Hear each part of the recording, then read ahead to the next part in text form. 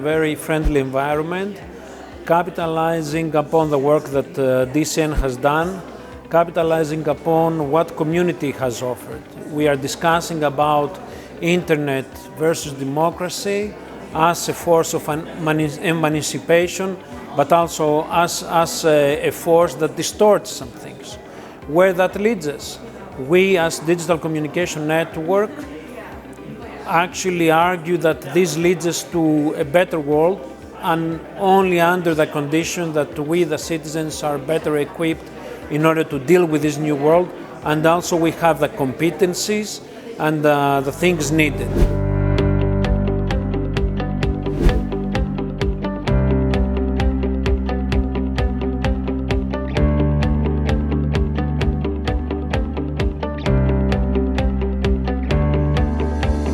We just finished an excellent conversation on the decentralized web and what are the impacts that a decentralized web would have on human rights. A decentralized web is coming. Web3 refers to many things. It can refer to cryptocurrencies, it can refer to a decentralized domain name system, it can refer to social media tools that don't exist today that could exist in the future that will allow us to take control of our own data. It has been wonderful, both yesterday and today, discussing about Web 3.0 and the future of the internet with all the amazing speakers and panelists. It was not only during the panel, but also during all the formal discussions we had.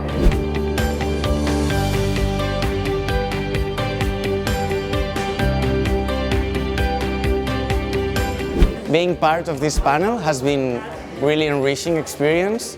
We've managed to discuss alternative approaches to how the internet is governed, and I'm more convinced now that we have the mechanisms to involve citizens in the new architecture of the internet, that it is not only a technical or technological issue, but it has political values, and we can benefit and leverage platforms and internet voting technologies to make sure that we have a voice in the definition of the future of the internet. Today we had a debate on the internet and public interest and internet versus democracy.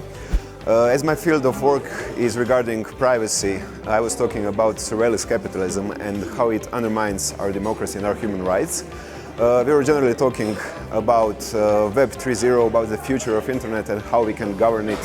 What, do we need to regulate it, or it can be self-regulated?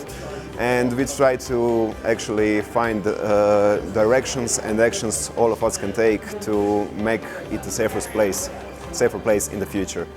I would like to thank DCN for inviting me and all the participants for joining us today.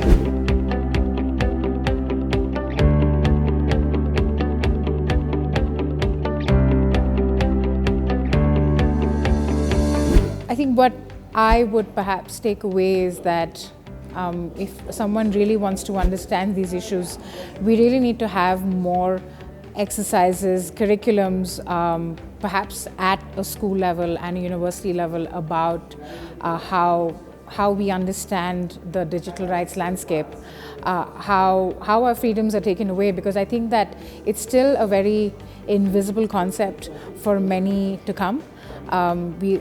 I also think that the internet is one of the greatest equalizers, which brings a lot of financial, social and emotional benefits. But on the other side, we still have more than 60% of the world that doesn't have access to high quality internet to be able to use it effectively. So yeah, I also come from a country with the largest internet shutdown. So yeah, I think that there still needs to be a balance to bridge the inequality that we see.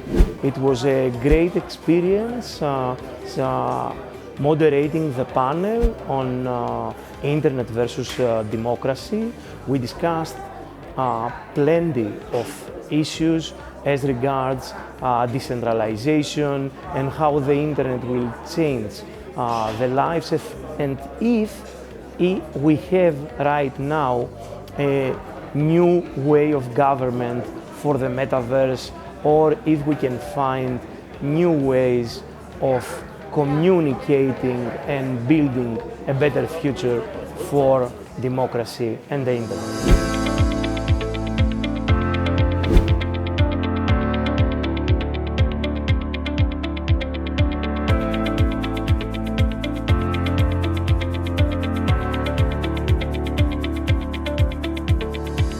So I came to moderate, a panel with a diverse range of speakers, basically on different ways that governments and big tech and people interact in this sort of new space. So we have the internet, and there are different power brokers and different ways people move. We had an activist from Myanmar and someone with experience in Uzbekistan who could speak to how the internet empowers people to resist authoritarian rule. I think that's a classic example we all love, the example of Belarus as well. We had people speaking from the government side, how and why institutions really fail to engage digitally, and what about governments leads them to sort of crack down or censor the internet as opposed to communicating with it and explaining their truth.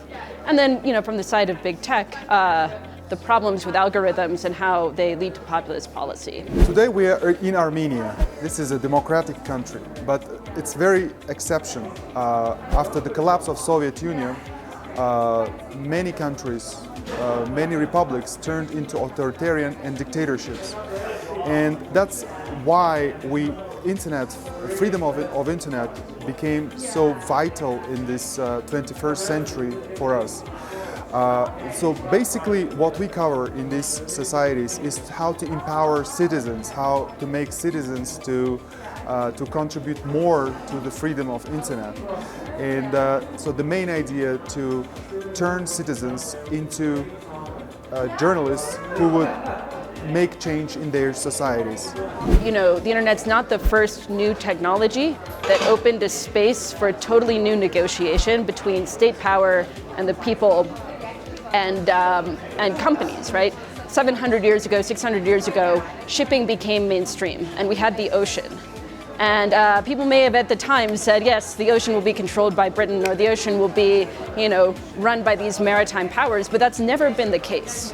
That's an example of a new space, a new technology, which to this day remains unregulated and poorly understood.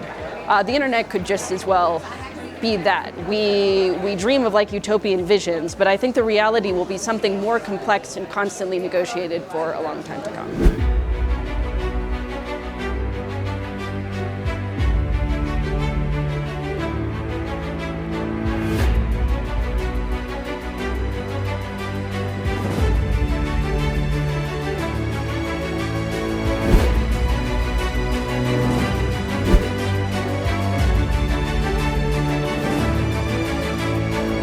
My topic, which is involving internet and truth, is similar in a lot of cases to many of the other topics that are coming up during these sessions, in that these are often fundamentally social problems that people are looking for technological solutions for, where I don't think there are any.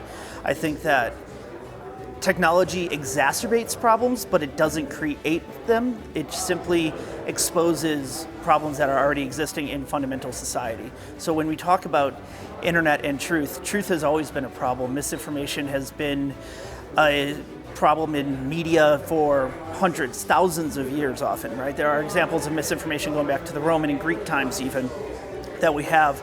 So when people say that the internet caused misinformation, the internet caused fake news, this is false.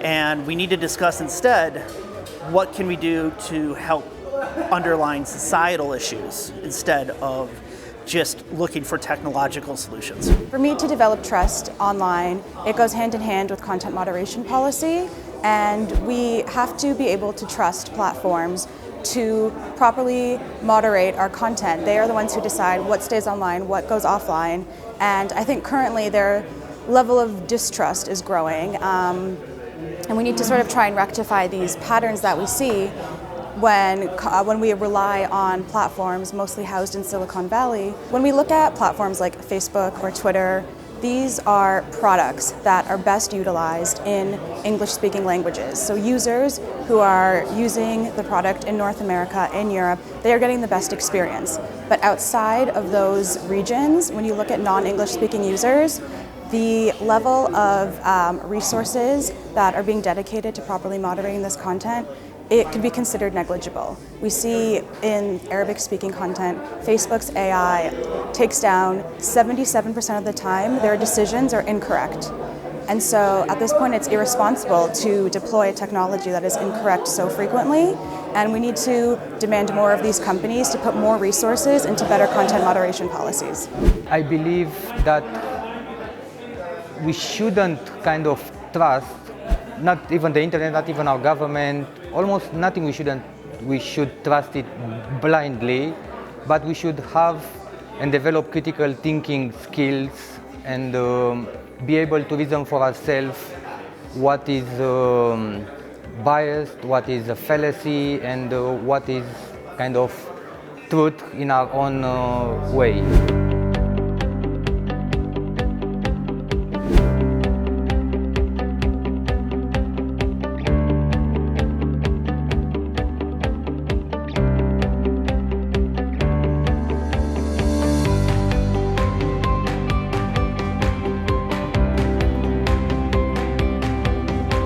Digital communication network, it is about that, equipping the community with these tools that are needed in order to navigate in this modern world and promote democracy, because democratic values, it is what we serve as an open, transparent and responsible society.